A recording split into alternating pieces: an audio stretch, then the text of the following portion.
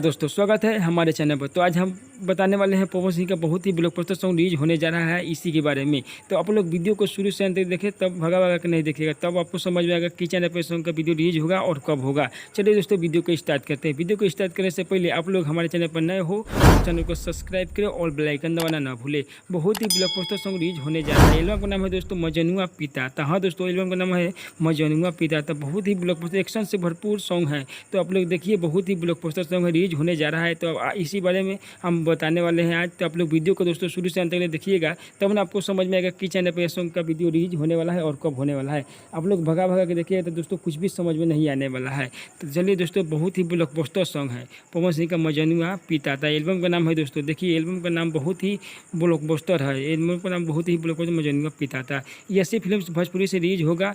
बहुत 2 से 3 दिन में सॉन्ग रिलीज होगा। तो आप लोग देखना ना भूले, 2 से 3 दिन में सॉन्ग रिलीज होगा ऐसी फिल्म भोजपुरी चैनल से।